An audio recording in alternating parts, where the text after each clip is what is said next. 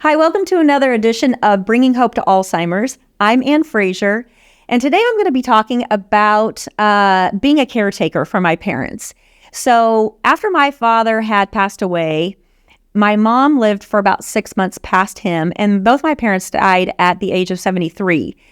And as the caretaker at this point in time, it had been a little over 2.5 years, it's really, really difficult because you feel very isolated. I had my parents 24/7, and I had a few people who would come and watch them so I could get little breaks to go to the grocery store or go do some other things on my own. But for the most part, I took care of them full time. And so whether it was getting up with them in the night, all the way through everything that happened throughout the day, helping them use the restroom and helping them shower and all those types of things, it's very draining. And on the caretaker, sometimes the caretaker, you'll hear that they get worn out, or especially if a spouse is taking care of someone, they'll find that the spouse's health that's taking care of the loved one actually deteriorates faster because it's a lot. And I had both of my parents. And then when my dad passed away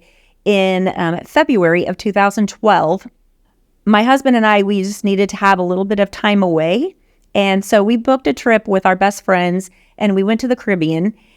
And I needed somebody, obviously, who could help watch my parents. And so my sister came up for a little bit of that time. But then both of my kiddos who were in college and very responsible, they came and helped take care of my parents as well. One of the most beautiful things from that whole ordeal, being gone 9 days and coming back, was when my daughter sat me down and she was like, "Oh my gosh, I had no idea." Because every time she was around my parents, I was always around. So she wasn't really seeing all the things I was doing in the background and then getting up all night long and all the things that happened. She didn't ever get to experience all of that until we took this trip. And when she sat down and she just was like, "I had no idea how difficult this was. I don't know how you do it." And it just made me bawl because I felt at that point, somebody got it. Like somebody understood that this is so hard to do, to be the caretaker. And it was just great to know that one person in my life understood. And it just gave me comfort. And I felt so much better just knowing that at least one person really got it, because that's a really kind of a long time it's not just like a quick weekend. And so I think that for the caretakers out there, I get it.